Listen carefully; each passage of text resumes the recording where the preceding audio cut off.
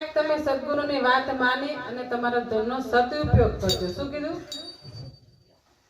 સદુપયોગ કરજો કે જેથી કરીને કહેને કે આ જો સતને માર્ગે વાપરશે તો આ કોઈ કે આ તમારી શૈલી ફૂટશે નહીં, કારણ કે આ તો એક ભક્તિનું ભાતું કીધું છે અને આ ભાતા વિના જીવનો ઉતાર છે નહીં। મહાપુરુષો વાણી દ્વારા કે ભજન દ્વારા કે સત્સંગ દ્વારા કે કોઈના કોઈ દ્રષ્ટાંત લઈને કે પણ ખબર નહીં આ જીવ ભજન સત્સંગમાં જાતો જાતો કોનો શબ્દ આને અડી જાય અને એનું જીવન ધન્ય થઈ જાય। એટલા માટે ભજનમાં રોજ જાવું જરૂરી છે। શું કામ? રોજ જાવું જરૂરી છે, કારણ કે આનો જેટલો ઘસારો રહે ને એટલો પરમાત્માને નજીક જતો રહેશે।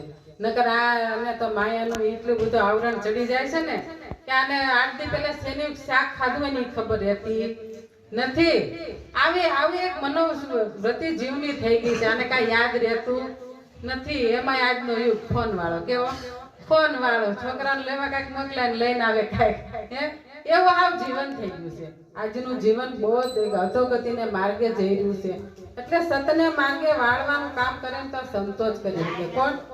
આ સંતોષ કરી શકે, બાકી કોઈ કરી શકતું નથી। કારણ કે આ સંસારની અંદર જીવ આવે છે ને તો આપણે મેં કહેવત છે કે સપ્તદીપ 9 ખંડ 14 લોક અને 21 બ્રહ્માંડ, આ જે પરમાત્મા એટલું રચી મેલું છે ને આની અંદર હવે આને ક્યાં ઠેરાવનાને ખબર પડતી નથી। પણ જો કોઈ સંતને ચરણે